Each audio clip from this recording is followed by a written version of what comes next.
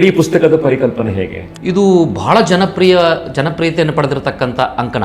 ಕಾಡುವ ಕವಿತೆ ಅನ್ನುವಂಥ ಹೆಸರಿನ ಮೇಲೆ ಒಂಚೂರು ಬದಲಾವಣೆ ಮಾಡಿ ನಾವು ಕಾವ್ಯ ಧ್ಯಾನ ಅಂತ ಇಟ್ಕೊಂಡಿದೆ. ಈ ಕಾವ್ಯ ಧ್ಯಾನ ಎಂಬ ಶೀರ್ಷಿಕೆ ಉತ್ಪನ್ನವಾದ ಎಲ್ಲಿ ಅಂತ ನನ್ನದೇ ಒಂದು ವ್ಯಾಖ್ಯಾನದಲ್ಲಿ ಹೇಳುವುದಾದರೆ, ಕವಿತೆ ಅಂದರೆ ಅಂತರಾಳದ ನೋವಿಗೆ ಸಾಥ್ ನೀಡುವ ಸಂಗಾತಿ, ಖುಷಿಗೆ ಸುಖ ಸುಮ್ಮನೆ ಕೈ ಹಿಡಿಯುವ ದೇವಕನ್ನಿಕೆ, ನೊಂದವರ ಹೆಗಲು ತಬ್ಬಿ ಜೊತೆ ನೀಡುವ ಜೊತೆಗಾರ, ಆಕ್ರೋಶಕ್ಕೆ ಪುಟಿದೇಳುವ ಕೆಂಡದುಂಡೆ, ಪ್ರೀತಿಸುವ ಎರಡು ಪುಟ್ಟ ಹೃದಯಗಳ ಮಧ್ಯದ ಸೇತುವೆ. ಯಾವುದೋ ಒಂದು ಅಜ್ಞಾತವಾಗಿರ್ತಕ್ಕಂಥ ಕವಿಯ ಒಂದು ಕವಿತೆ, ಅದನ್ನ ನೀವು ವಿಶ್ಲೇಷಣೆ ಮಾಡಿಸುವಂಥದ್ದು.